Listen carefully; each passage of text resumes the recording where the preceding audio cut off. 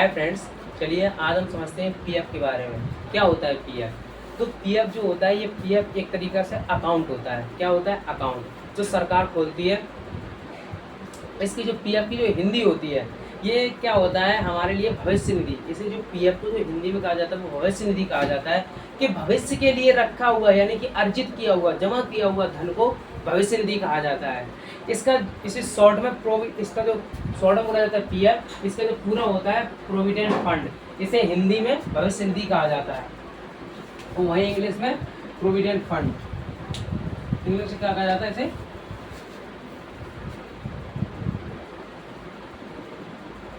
Provident fund, provident fund कहा जाता है। ये क्या होता है, जैसे कि मान लो हम कहीं नौकरी करते हैं या गवर्नमेंट जॉब करते हैं या फिर प्राइवेट जॉब करते हैं, तो इसमें क्या होता है कि पैसे नहीं बच पाते हैं। तो सरकार ने क्या किया कि इनके लिए, जैसे कि मान लो आज मेरी नौकरी है, कल नहीं है, तो एक कोई मतलब खर्चे फ्यूचर के लिए कोई प्लान नहीं होता है। तो इसके लिए सरकार ने सोचा कि इनके लिए एक गुल्लक बनाए। जैसे कि होता क्या है कि हम जैसे हम अपने घर में लोग कुछ इस तरीके से गुल्लक रखते हैं, ये इस तरीके से रखते हैं, कुछ इस तरीके से फटा कटा हुआ होता है, डाल देते हैं घर में अपने। ठीक इसी तरह जैसे हम अपने घर में गुल्लक बना लेते हैं, मान लो भविष्य में जैसे कि मान लो कभी इमरजेंसी पड़ी तो खर्च करें, ऐसे क्या हुआ, सरकार ने गुल्लक बनाई है हम लोगों के लिए कि इनका जो थोड़ा थोड़ा इनका काटते रहेंगे और जब इसे जरूरत पड़ेगी तो उसे दे देंगे। तो होता क्या है, चलो समझते हैं पीएफ के बारे में। ये पीएफ होता है, ये दो तरीके का होता है। एक होता है, मान लो यहाँ पे हम बात करें पीएफ की, तो ये दो तरीके का होता है।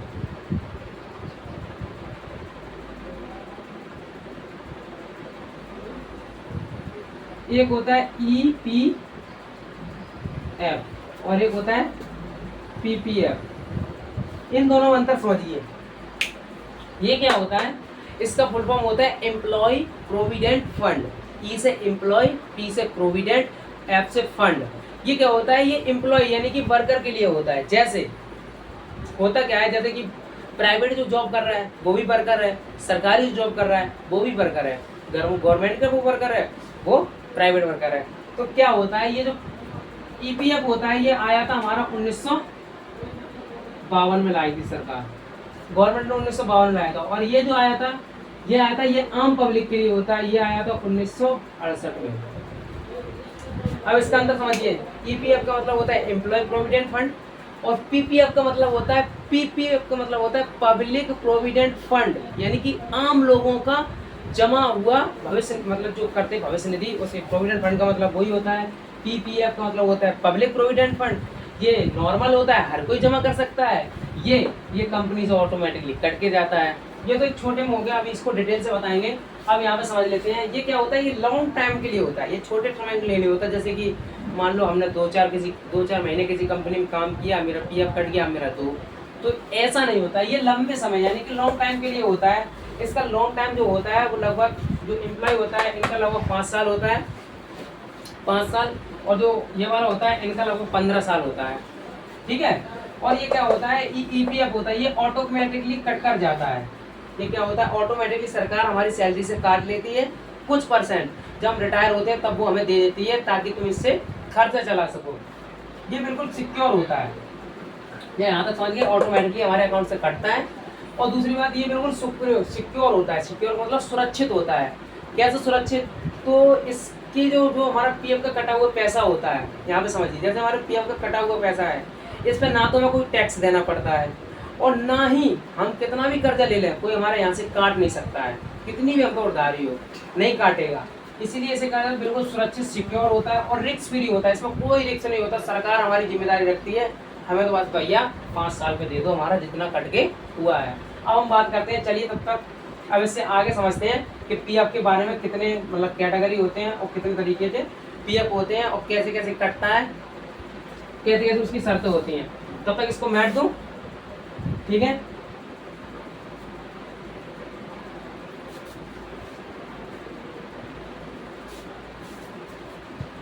अब यहाँ पे समझिए, पीएफ का हमने दो बता दिए थे। एक होता है हमारा ईपीएफ, एक हमारा होता है पीपीएफ। एफ। ठीक है, इसकी जो फुल फॉर्म होती है, ये आया था हमारा 1952 में। ठीक है, 1952 में आया था, और ये आया था हमारा 1968 में। इसकी जो फुल फॉर्म होती है वो होती है एम्प्लॉइज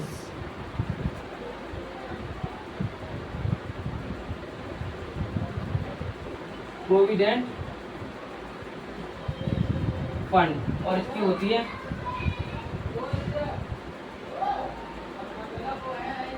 पब्लिक प्रोविडेंट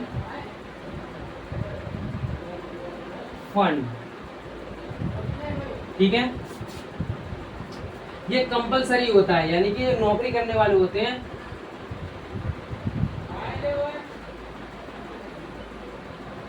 ये कंपलसरी होता है जो नौकरी करते हैं। ठीक है, नौकरी वालों के लिए।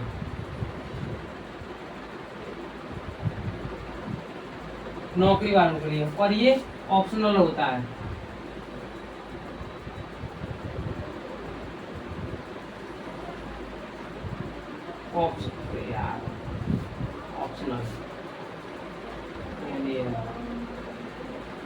ऑप्शनल होता है, सामान्य,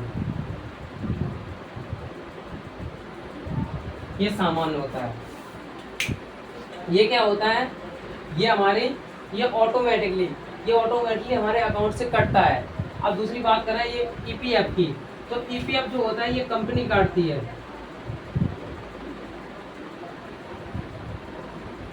ये कंपनी काटती है ऑटोमेटिकली,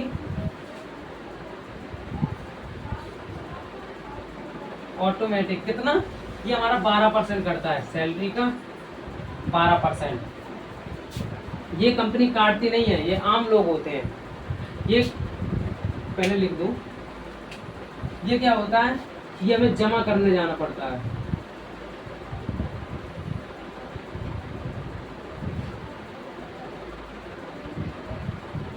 जमा करना पड़ता है कहाँ पर, तो बैंक में या पोस्ट ऑफिस,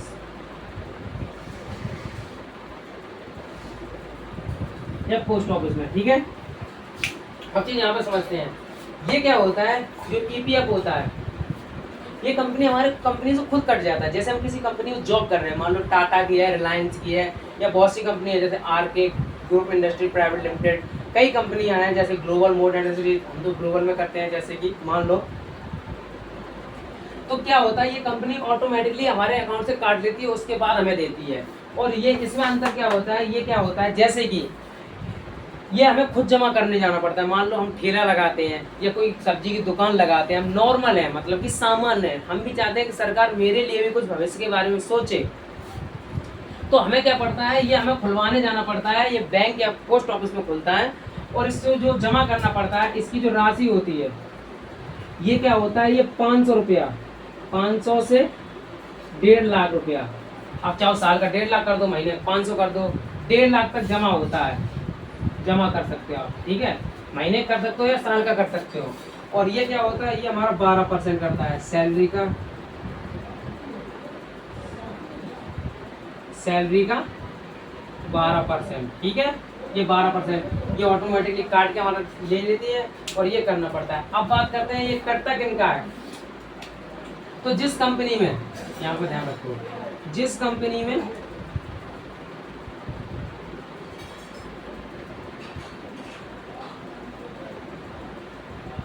जिस कंपनी में 20 से ज्यादा वर्कर, यहाँ पे समझिए, जिस कंपनी में 20 से ज्यादा वर्कर काम करते हैं, उसमें ये पीएफ को काटना पड़ेगा, प्रोविडेंट फंड को काटना पड़ेगा।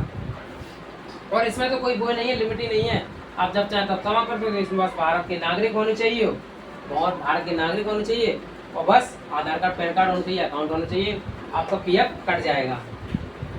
अब बात करें इसकी, तो इसमें क्या होता है,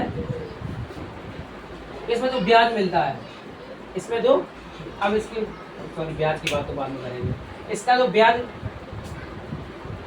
ये क्या होता है, मैच्योरिटी, चलो मैच्योरिटी। अब इसकी जो टाइमिंग होती है, जैसे कि हमारा कट रहा है, सॉरी, जैसे कि हमारा कट रहा है तो इसकी जो टाइमिंग होती है, मान लो कट गया, मैंने किसी कंपनी में 4 साल 5 साल काम किया, तो जो उसे बोला जाता है मैच्योरिटी, यानी कि सेवा, जब हम रिटायर होंगे, सेवा निवृत्त,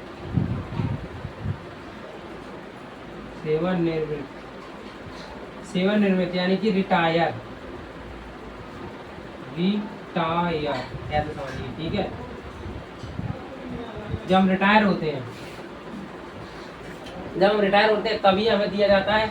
अब इसमें तो रिटायर होने का कोई ऑप्शन ही नहीं है, तो इसमें क्या होता है, इसमें एक टाइमिंग दी जाती है, आप इसे 15 साल, 15 ईयर्स पर निकाल सकते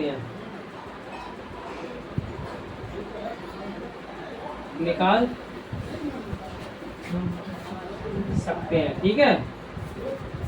अब जैसे एक कंडीशन फंस जाती है, जैसे मान लो किसी को बीच में जरूरत पड़ गई, यानी कि पार्शियल विड्रॉल आवश्यक, जब बीच में जरूरत पड़ जाए, जैसे कि किसी की शादी आ गई या किसी का एजुकेशन मेडिकल वगैरह कोई इमरजेंसी, उन्हें पढ़ाने के लिए चाहिए, लड़का बच्चों को पढ़ाने के लिए, तो बीच में पार्शियल विड्रॉल जैसे बोला जाता है, बीच में मुझे पैसे चाहिए, तो पार्शियल विड्रॉल के लिए क्या होता है,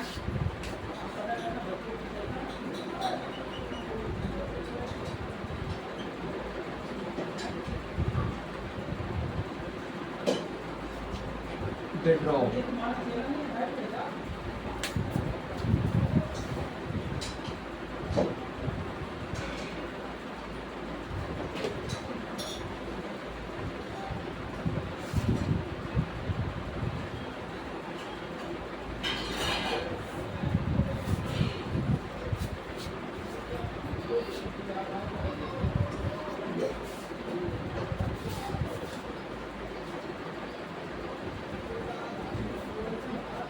अब इसकी बात करते हैं पार्शियल विड्रॉल। जैसे कि मान लो बीच में हमें पैसे की जरूरत पड़ सकती है, तो जैसे बोला जाता है पार्शियल विड्रॉल,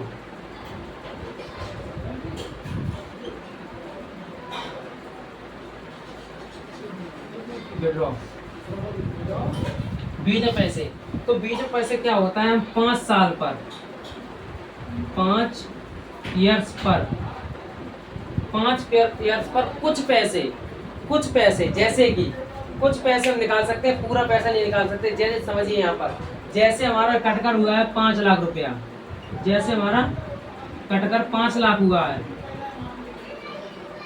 5 लाख हुआ है, जब उसे पार्शियल विड्रॉ करेंगे तो हमें ये पूरा 5 लाख नहीं मिलेगा, इसमें तो 2 लाख मिल जाएगा। कितना मिल जाएगा, 2 लाख, 2 लाख मान के चलो 3 मिल जाएगा, लेकिन पूरा, कहने का सेंस ये है कि पूरा नहीं दिया जाएगा। और ऐसे ही इसमें भी दिया गया है, मान लो इसमें भी बात तो वही है, ये आम पब्लिक है, ये एम्प्लॉय है, तो इसमें क्या हुआ, इसमें 5 साल पर विड्रॉल कर सकते हैं, ठीक है। इसमें भी हम 5 साल पर पैसे को विड्रॉल कर सकते हैं, निकाल सकते हैं, लेकिन इसमें भी पूरा पैसा नहीं निकाल सकते। दोनों में बात एक ही है, इसमें भी पूरा पैसा नहीं निकाल सकते। जैसे 5 लाख कटा हुआ है, कटेगा तो उसमें तो 2 या 3 लाख निकाल लोगे, ठीक है।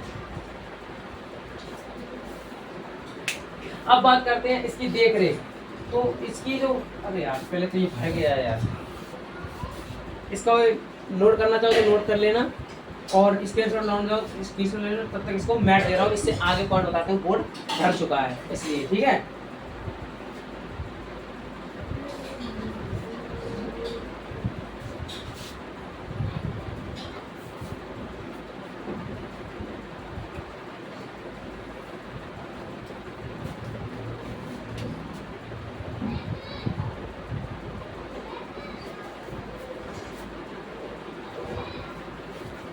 कहाँ तक पहुँच गए थे हम, पार्शियल विड्रॉल की तरफ। अब बात करते हैं इस पे ब्याज की, इस पे ब्याज कितना मिलता है, ईपीएफ पे ब्याज कितना मिलता है। नहीं, पहले तो बात ये कर लेते हैं कि इसको देखो, इसमें क्या होता है, इसको देखो, ये चीज़ हमारा जो एम्प्लॉय प्रोविडेंट फंड होता है, यानी कि ईपीएफ होता है, इसको देखने के लिए एक विभाग बनाया गया है जिसे श्रम मंत्रालय कहा जाता है, जिसका जो देखरेख करता है EPFO, employ provident fund organisation, जिस श्रम मंत्रालय के अंडर होता है।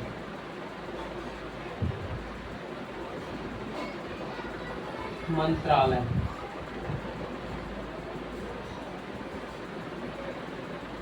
इसकी देखरेख जो करता है वो श्रम मंत्रालय करता है, और इसकी केंद्र सरकार।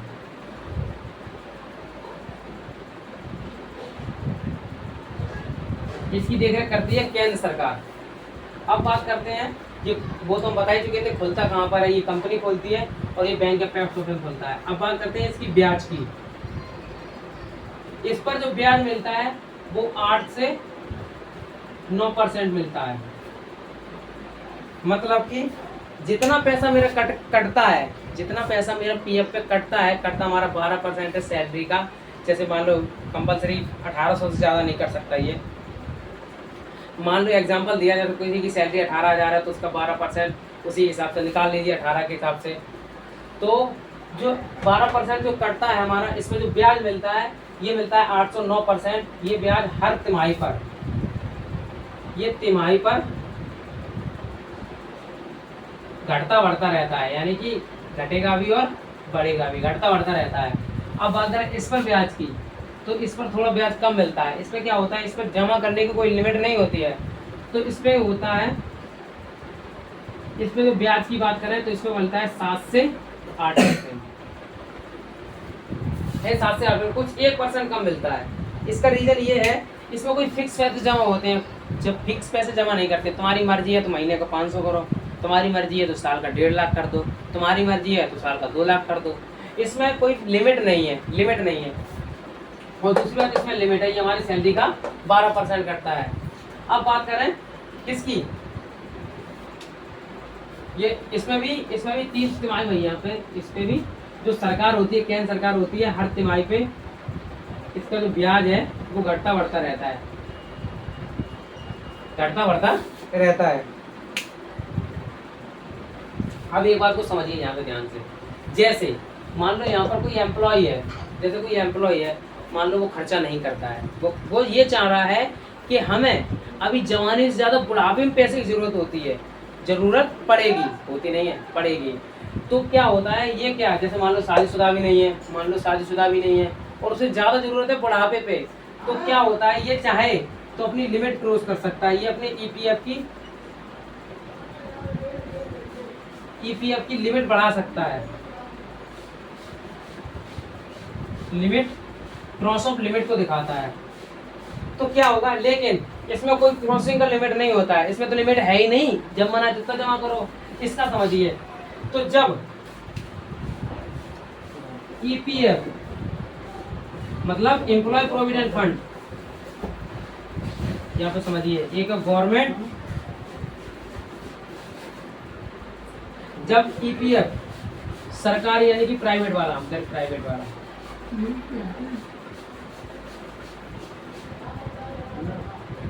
प्राइवेट पीवीटी, और ये है गवर्नमेंट जीओबी, ठीक है। अब यहाँ पे समझिए, ये देखो दोनों एम्प्लॉय होते हैं, एक प्राइवेट होता है, एक सरकारी होता है। तो इसको क्या होता है, ये भी यहाँ पे लिख दिए ईपीएफ और यहाँ पे लिख दिए ईपीएफ, ठीक है। अब इसको जो लिमिट क्रॉस कराएंगे, जैसे कोई प्राइवेट आदमी है, जैसे कोई प्राइवेट आदमी है, उसने ये कहा कि मेरा जो पीएफ है वो 12% ना काटकर आप 24% काट लीजिए। उसने कंपनी से रिक्वेस्ट की कि हमारा आप 12% ना काटकर ज़्यादा काटिए, क्योंकि हमें बुढ़ापे में ज़्यादा पैसा चाहिए था।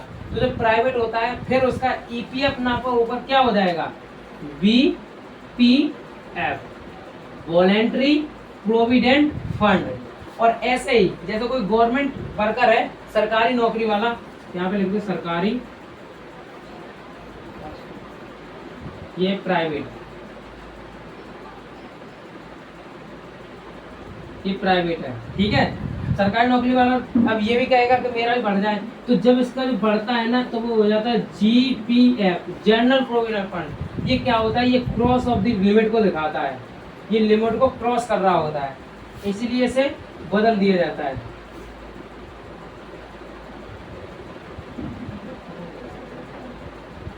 क्रॉस ऑफ द लिमिट को दिखाता है, ठीक है।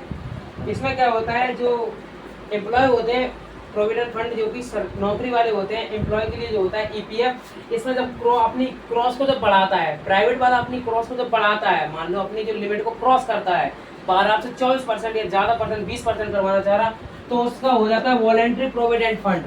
और जिसका वॉलेंट्री का मतलब होता है अपनी इच्छा के अनुसार ये अपना प्रोविडेंट फंड बढ़ा रहा है।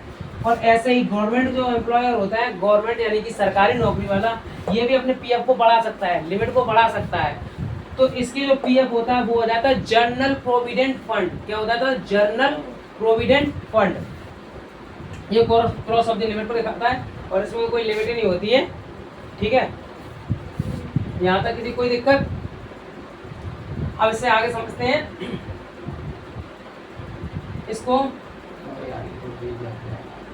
ठीक है, अब ये एक चीज और समझ लेते हैं। किसी कभी कभी क्या लगता है कि जो 6 महीने होते हैं, लगता है कि कंपनी डबल देती है। ये कंपनी डबल नहीं देती है। आपको बात को समझिए। जैसे हमारा कटता है यहाँ पर, समझिए बात को, 12% हमारा कटता है पीएफ।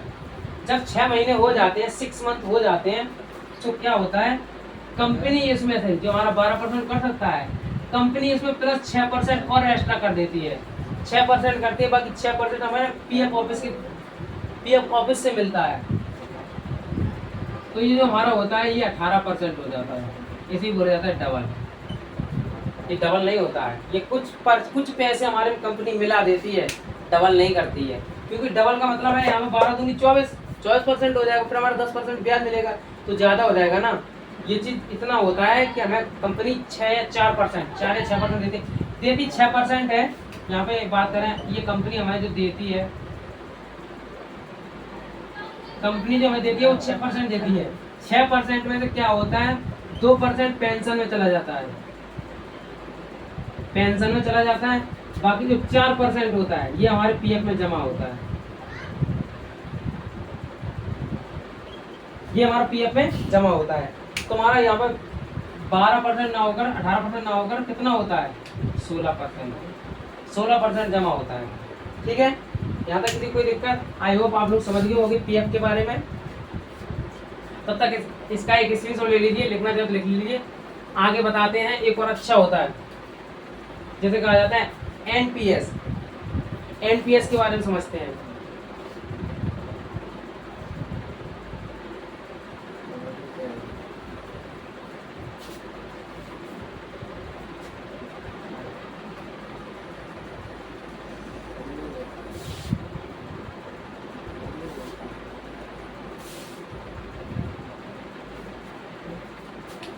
एक चीज और समझ लीजिए इस पे। जो पीएफ होता है, ईपीएफ का है या पीपीएफ का है, बात एक है, बताना ध्यान भूल गए। इस पे क्या होता है, इसकी जो लायबिलिटी होती है वो बिल्कुल जीरो होती है। इस पर पहले भी हमने बता दिया था, इस पर कोई टैक्स नहीं लगता है। इसकी जो लायबिलिटी होती है वो डेप्ट यानी कि जीरो लायबिलिटी होती है। इस पर क्या होता है, लायबिलिटी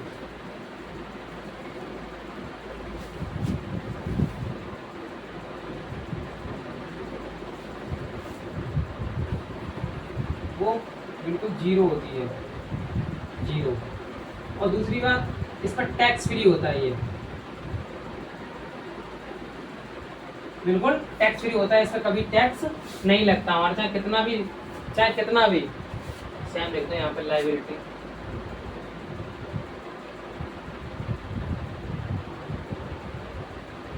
जीरो होती है। ठीक है,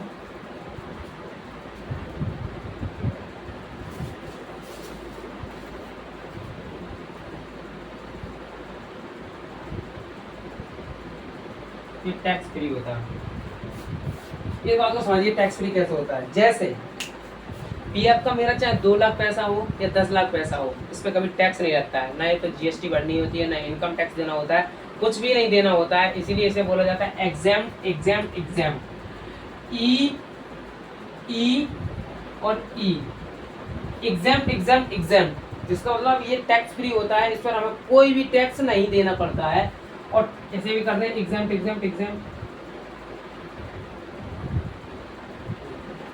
और इसकी जो बताइए जितना डेप्थ लाइफ जीरो होती है, इसकी जो भरपाई होती है, इसका समझ लीजिए लायबिलिटी जीरो होती है। कहने का मतलब ये है, जैसे मैंने कहीं से लोन लिया और मान लो हमने लोन को नहीं चुका पाया, तो क्या होगा कि वो जो लोन वाले होंगे वो हमारे पीएफ से इसकी भरपाई नहीं करेंगे। इसीलिए इसे बोला जाता है, इसकी जो लायबिलिटी होती है, लायबिलिटी वो डेप्थ यानी कि जीरो होती है। हमारी किसी भी कितना भी हम पे कर्जा हो, हमारी भरपाई कभी मेरे पीएफ से नहीं की जाएगी।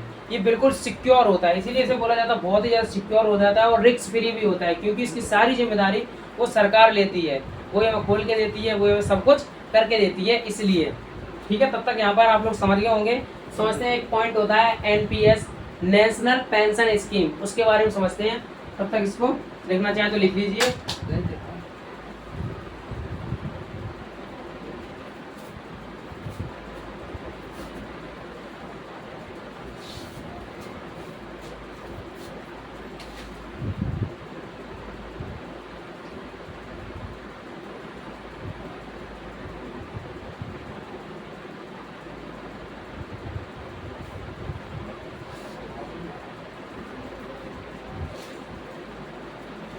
नेशनल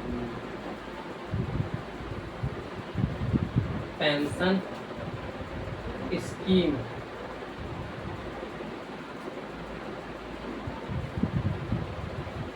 चलिए इसको समझते हैं। ये नेशनल पेंशन स्कीम यानी कि एनपीएस क्या होता है? ये क्या होता है? ये एक जमा होता है, ये भी पैसा ही होता है प्रोविडेंट फंड की तरह। इसमें क्या होता है, ये हमारे पेंशन के तौर पर, जब हमारी ओवर एज हो जाएगी तो हमें पेंशन के रूप में वो दिया जाता है, इसीलिए इसे बोला जाता है नेशनल पेंशन स्कीम।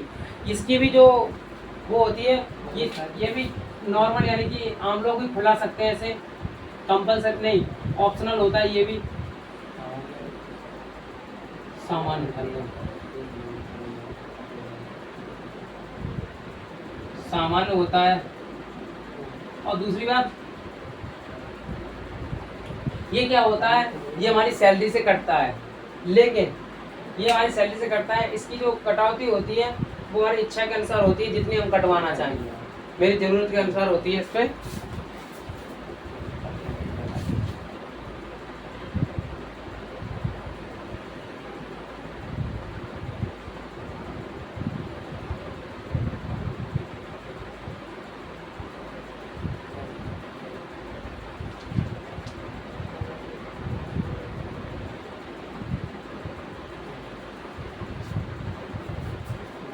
हाँ, चलिए समझते हैं। आप ये ना सामान्य होता है यानी कि ऑप्शनल होता है।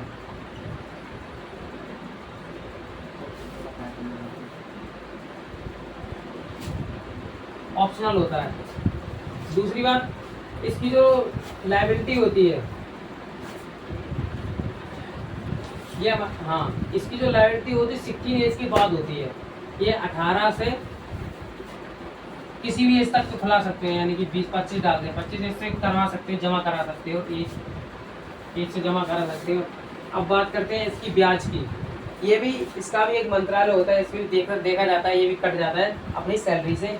इसमें जो ब्याज, इसकी बात करते हैं इसकी ब्याज की, इसमें जो ब्याज मिलता है वो ब्याज भी बहुत ज़्यादा मिलता है, 9 से 10%। लेकिन इसे निकालना बहुत मुश्किल होता है। इसे आप बीच में, इसमें क्या होता है, इसमें आप पार्सल विड्रॉल नहीं करते, पार्शियल विड्रॉल नहीं, इसे आप बीच में नहीं निकाल सकते। इसमें बहुत डिफिकल्ट होता है, ये ज़्यादा डिफिकल्ट होता है इसे निकालना, इसलिए ये इसको निकालना ज़्यादा क्या होता है, डिफिकल्ट होता है।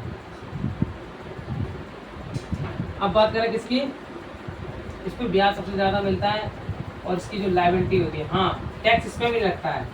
इसकी जो लायबिलिटी होती है, लायबिलिटी होती है वो क्या होती है, जीरो, यानी कि डेप्थ लायबिलिटी जीरो होती है उसकी।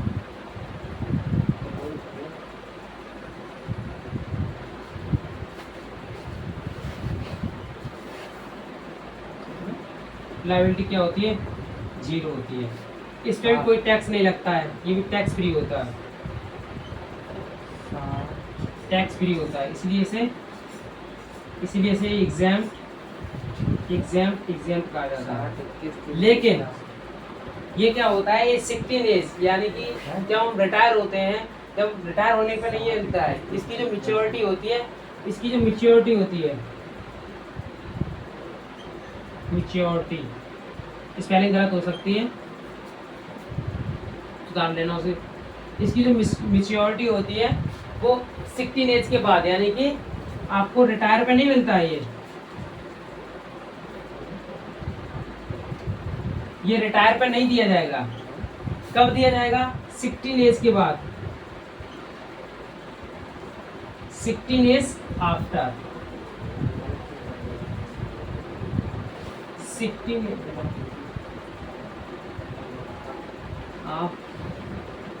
आफ्टर 16 एज, 16 एज यानी कि 60 एज के बाद आपको दिया जाएगा पेंशन के रूप में। आप जितने की बन जाए, 4000 5000 जितने के भी बन जाए, इसकी भी कोई लिमिट नहीं होती है।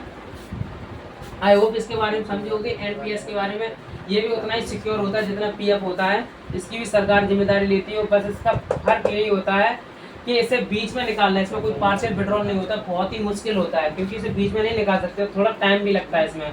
और ये 18 से 25 तक, 18 वर्ष के बाद कभी भी जमा कर सकते हो एनपीएस। ये भी सामान्य लोगों की तरफ होती है, इसे प्राइवेट और सामान्य दोनों कर सकते हैं। लेकिन पीएफ ये इस पर ब्याज बहुत ज़्यादा मिलता है, इस पर पीएफ की तुलना में ब्याज ज़्यादा मिलता है। अब होता क्या है, ये ना ये सॉरी यार, इस पर 10% ब्याज मिलता है। इसकी जो लेफ्ट लायबिलिटी होती है वो 0 होती है, इस पर टैक्स फ्री होता है। इसकी जो मेच्योरिटी होती है बिल्कुल इस पर रिटायरमेंट नहीं दिया जाता है, यानी कि 16 एज के बाद दिया जाता है, यानी पेंशन एक एज के बाद दिया जाता है। यहाँ पे ये भी नहीं कंफर्म कर रहे हैं 16 एज, जब एक एज हो जाती है उस पर। ठीक है, आप लोग समझ गए एनपीएस के बारे में, ईपीएफ के बारे में, पीपीएफ के बारे में, BPF voluntary provident fund, GPF general provident fund.